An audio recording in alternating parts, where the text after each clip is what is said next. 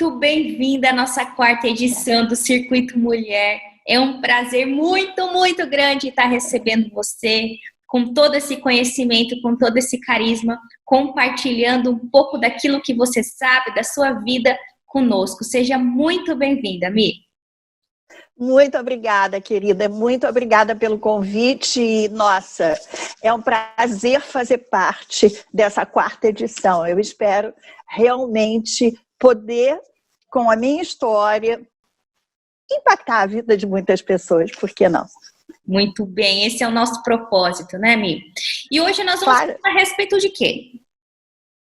Nós vamos falar a respeito de uma coisa muito importante, que é a forma como a gente olha a vida, a inteligência emocional. A gente vai falar que toda mulher tem o direito de ser protagonista da sua vida e dona da sua história. Esse é o tema. Que delícia! Então, somos todas ouvidos, Mi. Obrigada, meu amor. Vamos lá, vamos compartilhar a tela.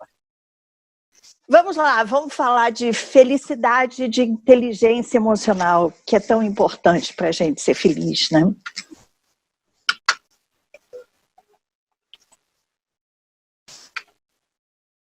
Toda mulher tem o direito de ser protagonista da sua vida e dona da sua história, como eu já falei. Meu nome é Michelle Naili e eu venho do mercado de televisão e novas mídias. Eu tenho 36 anos na gestão geral de mega eventos internacionais. Foram 6 Copas do Mundo da FIFA, 4 Jogos Olímpicos, 17 temporadas de Fórmula 1, entre muitos outros eventos. E a última Copa do Mundo aqui no Brasil, 2014, eu fui a responsável, como gerente geral de broadcasting, por toda a transmissão do evento para o mundo inteiro, nos 12 estádios e no Centro Internacional de Transmissão.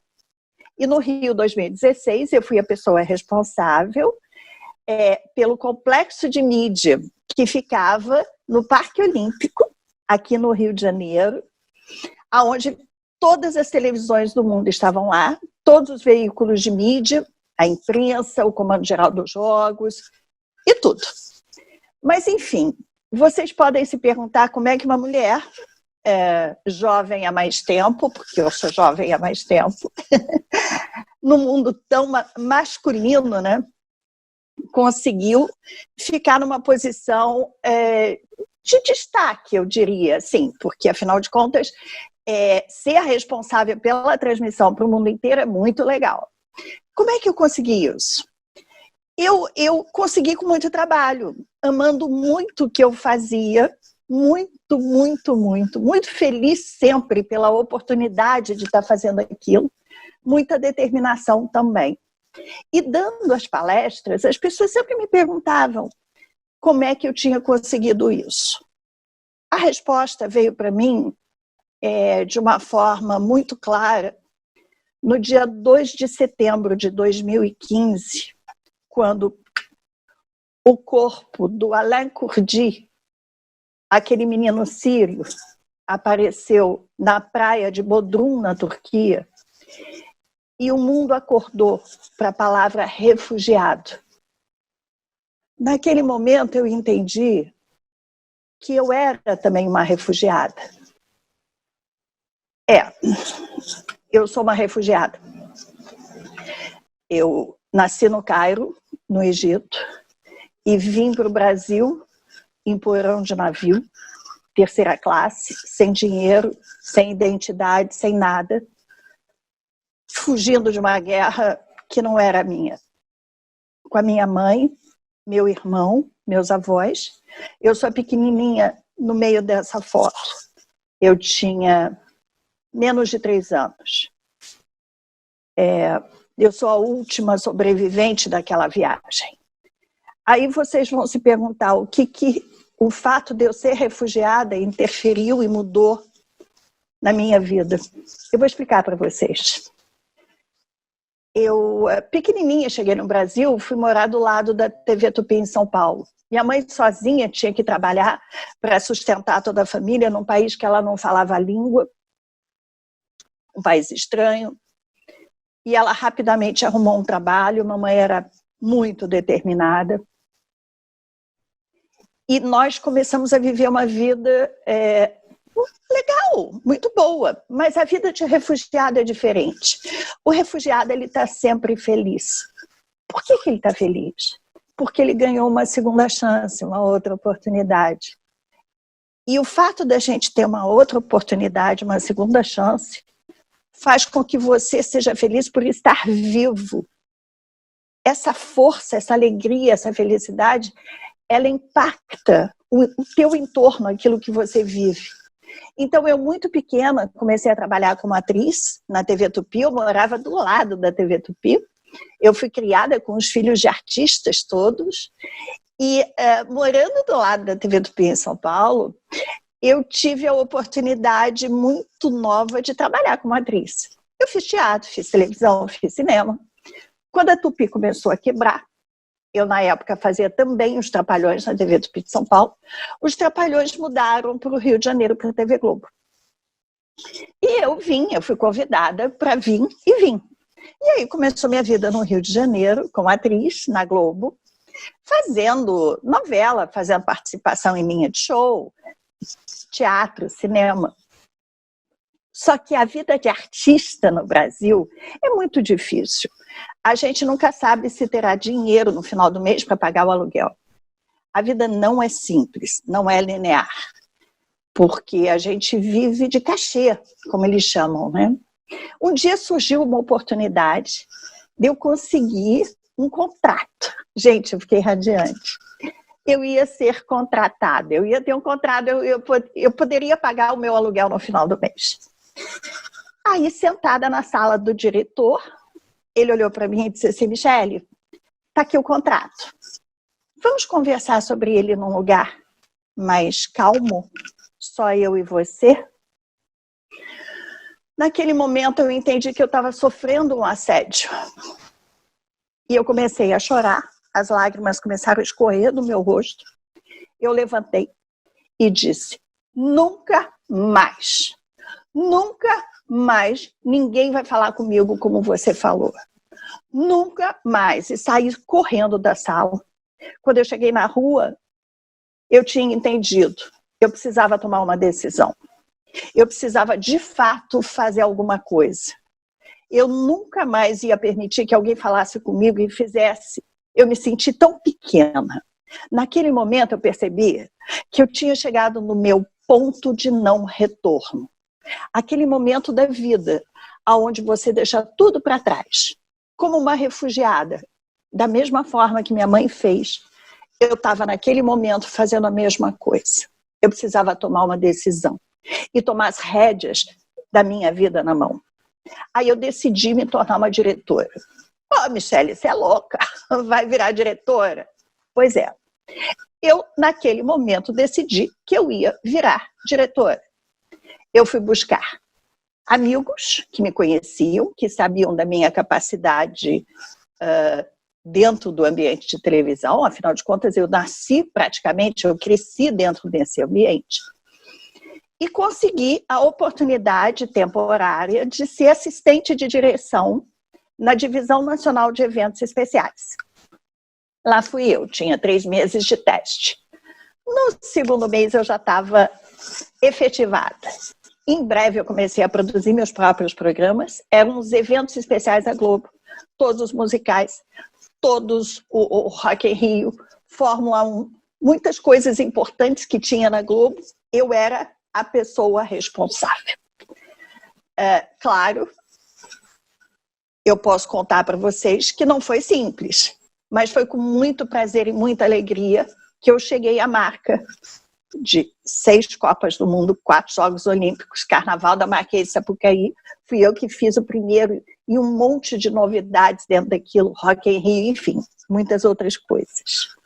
Mas por que eu estou falando tudo isso para vocês? Para dizer que no momento que eu tomei as rédeas da minha vida, eu entendi que alguma coisa de muito especial tinha acontecido. Eu percebi que 10% é o que acontece com você. E 90% é o que você faz com o que acontece com você. E eu percebi que a minha vida sempre foi eu tomando as decisões. As decisões que existiam dentro de mim de uma forma muito clara. As decisões daquilo que eu podia fazer de acordo com os meus valores morais. As decisões daquilo que eu tinha, de fato, que fazer para ajudar outras pessoas. Eu fui criada por uma mãe sozinha, sem o meu pai, eu nunca tive um pai, e eu tentava sempre buscar resolver todos os problemas, porque afinal de contas minha mãe tinha problema demais e eu tinha que resolver os meus. E sempre essa mentalidade de tomar decisões foi muito forte em mim. Agora, ao mesmo tempo, a felicidade que eu tinha de todos os dias recomeçar sempre foi enorme. Então, a minha carreira como executiva foi uma coisa abençoada, porque foi uma coisa sempre muito feliz. Agora, eu vou contar uma coisa para vocês. Em Harvard, a universidade mais importante do mundo, tem um curso super concorrido, que é exatamente sobre felicidade.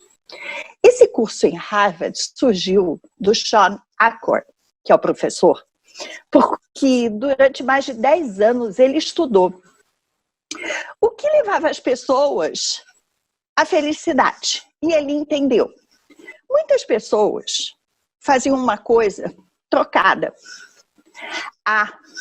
Quando eu conseguir entrar naquele escritório, eu vou ser feliz. Bom, eu tenho certeza que eu vou ser feliz o dia que eu me casar com fulano. O dia que eu vou ser mãe, eu vou ser feliz. Essa carreira é importante, eu vou ser feliz quando eu estiver nela. E ele percebeu que essas pessoas não eram felizes. E foi identificar quem eram as pessoas felizes. As pessoas felizes eram aquelas que não depositavam em situações, em pessoas, em coisas fora a sua felicidade. Eram pessoas felizes internamente, porque elas sabiam o que elas queriam.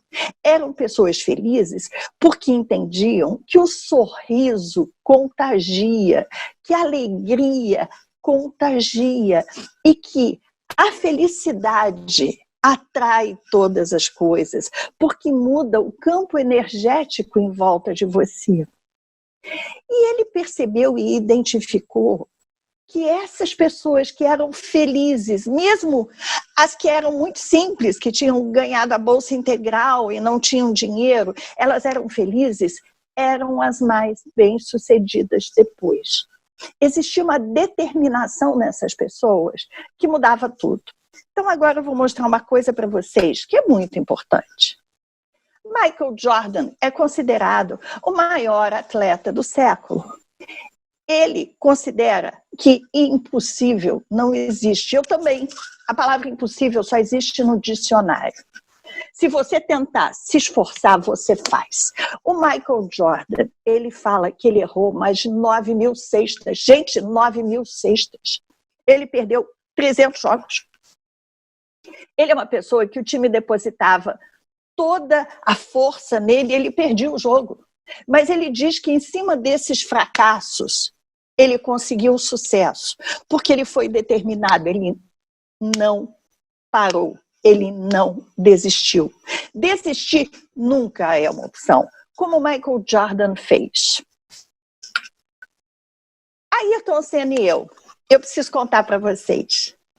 Ayrton Senna, esse menino doce, começou a fazer Fórmula 1, a correr na Fórmula 1 aqui no Brasil.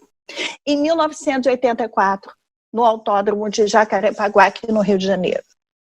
Não por acaso, esse foi o meu primeiro GP também. Foi o meu primeiro Grande Prêmio Brasil de Fórmula 1. Então, nós dois começamos na Fórmula 1 juntos. E eu tive a oportunidade de acompanhá-lo em toda a sua carreira, de muito perto. E uma coisa que o Ayrton tinha impressionante era a determinação, a vontade, a alegria e a certeza. Ele era incansável na certeza. Ele sabia que ele precisava ganhar na chuva. Então, cada vez que chovia, ele saía para treinar. Isso foi desde a época do kart. Nunca existiu, e até hoje não existe, ninguém que pilotava na chuva como ele. E ninguém que pilota. Ayrton era imbatível. Eu e Ayrton vivemos juntos uma situação que explica muito bem o que é a determinação e a força de vontade. O Ayrton foi ganhando grandes prêmios lá fora, mas nunca tinha ganhado aqui no Brasil. Ele nunca tinha conseguido tirar a bandeira brasileira do carro em solo brasileiro. Nunca, nunca. Em 1991, no Autódromo de Interlagos, em São Paulo, nós estávamos lá. E Ayrton estava correndo em primeiro lugar. Ele era o primeiro. Mais ou menos na 20ª volta, a quinta marcha quebrou. A quinta marcha do carro quebrou. Então ele tinha, quando ele passava da quarta para a sexta, ele pulava a quinta, ele tinha que fazer uma força grande. Aí foi correndo e, de repente, a quarta marcha quebrou. E ele continuou correndo, fazendo uma força danada. Na 7ª volta, faltavam 7 voltas para ele terminar a corrida. A caixa quebrou. A caixa do câmbio quebrou. E ele teve que fazer 7 voltas naquele autódromo, segurando o carro que pesa toneladas no braço, neste braço. E ele segurou.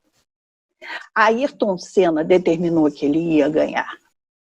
Segurou o carro com um braço. Um braço. Quando ele ganhou, ele viu a bandeira do Brasil em uma pessoa na arquibancada. Ele parou o carro para pegar a bandeira do Brasil e sacudir a bandeira do Brasil no país dele. Ele não conseguiu mais ligar o carro estava morto. E ele estava morto. Ele não conseguia se mexer. Ele recebeu atendimento médico na pista. Eu esperava por ele no pódio, porque eu pegava o vencedor, levava para o pódio e depois para a entrevista coletiva internacional. Eu era responsável por toda a transmissão internacional. E aí ele chegou. Gente, ele uivava de dor. Ele chorava de dor. Esse braço tinha conduzido um carro de Fórmula 1, sozinho. Mas ele subiu no pódio e com essa carinha de dor, ele conseguiu levantar o troféu de campeão no país dele, em São Paulo, na cidade dele, e dar para o brasileiro uma alegria. Eu nunca esqueci esse exemplo. Mas por que eu coloquei essa minha foto do lado dele? Porque nossa vida foi muito cruzada, eu falei para vocês. Em 1994, em 27 de março de 94, eu estava tendo meu filho, meu maior presente, na maternidade aqui no Rio de Janeiro, às 10 horas da manhã. E em São Paulo ia acontecer o GP, Brasil de Fórmula 1. O último GP que a gente teve Ayrton Senna aqui. Foi o último GP da vida dele aqui. Às 10 horas meu filho nasceu. Ao meio-dia eu estava falando com a equipe no autódromo e comecei a assistir a corrida com meu filho no colo. Foi o primeiro GP Brasil que eu não trabalhei, porque eu estava com o meu bebê, o meu maior prêmio, minha maior vitória. Foi assim que eu vi Ayrton correr aqui no Brasil pela última vez. Mas é importante a gente ter ideia e noção do exemplo que esse menino é e foi. Gente, sua atitude muda tudo.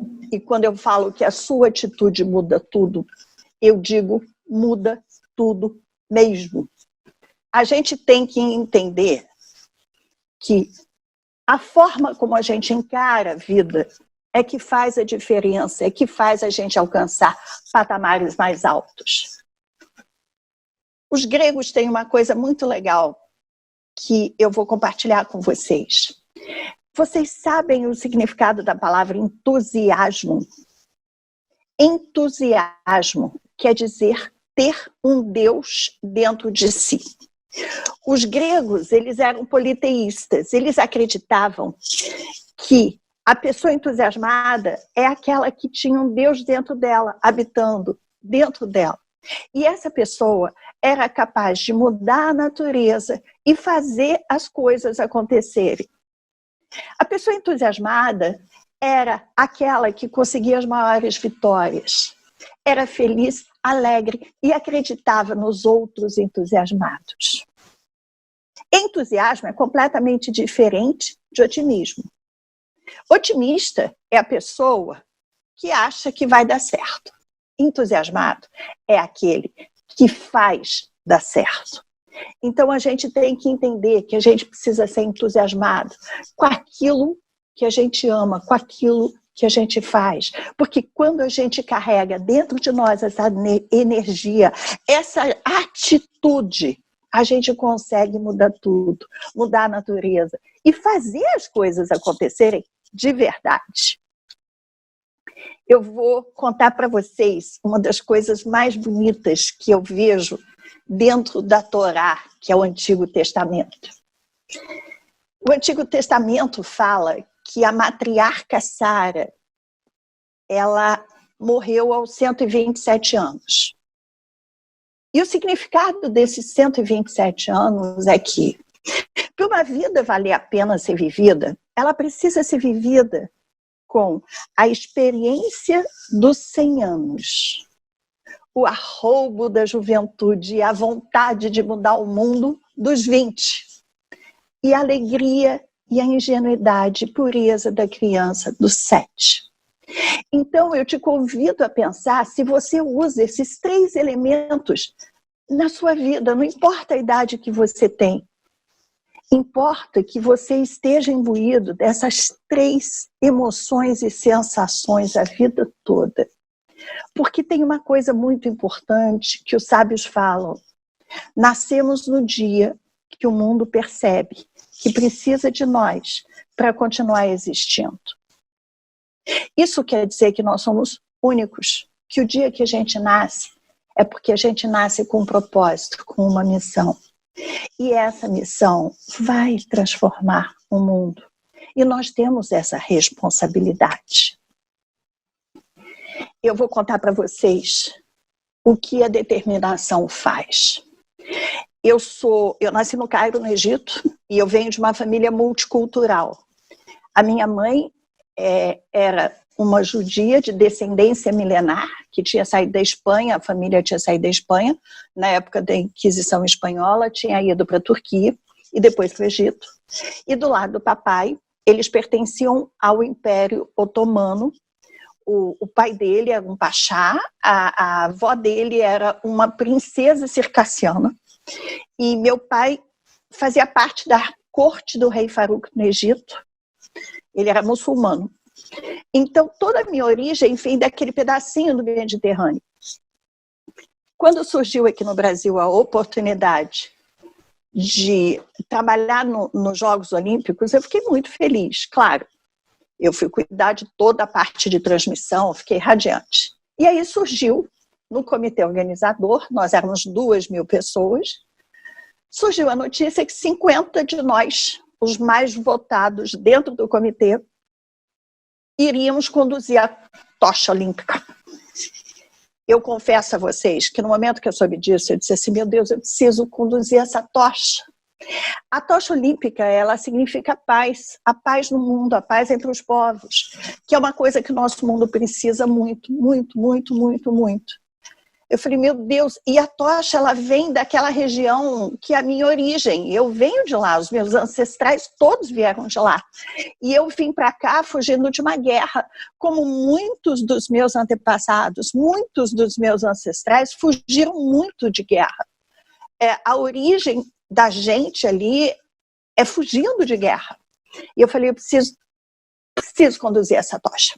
Bom, eu consegui ser uma das mais votadas e aqui está a tocha.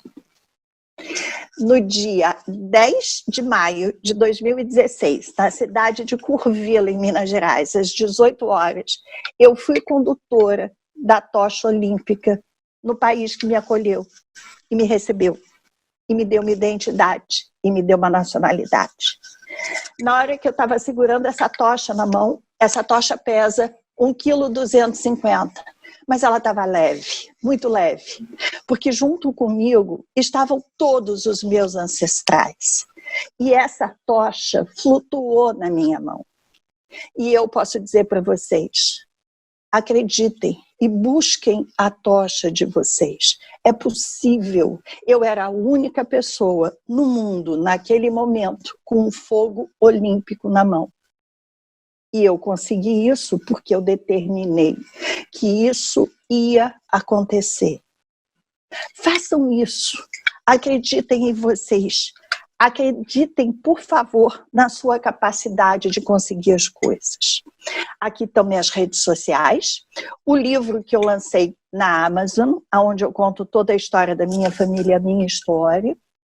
Por enquanto está em e-book. Assim que a pandemia passar, vai sair no livro, no papel. Eu agradeço muito vocês e estou à disposição. Me contactem e vamos falar. Muito obrigada. Que história maravilhosa! Estou encantada pelo seu poder de superação, de reinvenção, de protagonismo. Eu acho que de tudo o que a gente está fazendo para o circuito, um dos propósitos maiores é a gente poder realmente fazer com que as mulheres compreendam que elas podem ir além e elas podem chegar onde elas determinarem. Por isso que a determinação, por isso que você determinar aquilo que você quer é tão importante. E que honra de poder estar presenciando esse momento aqui com todas, mas em específico com você, com essa história muito, muito brilhante. Muito obrigada pela sua contribuição, Mi. Muito obrigada a você por ter me convidado. Obrigada a todas que estão assistindo. E eu me coloco completamente à disposição, porque agora eu estou lançando a minha startup, que vem a ser um banco de dados em vídeo de legado humano. Histórias de vidas únicas em um único lugar. E eu vou querer que cada uma de vocês conte a sua história, compartilhe a sua história com o mundo, porque é muito importante. Nós somos feitos de história, nós somos seres humanos que têm uma vida única. Somos todos protagonistas da nossa vida e donos da nossa história. A minha startup chama Legacy, Legado Falado. E eu quero muito, muito, muito que todas vocês sejam muito felizes. Muito bem. Obrigada, Mi. Beijão.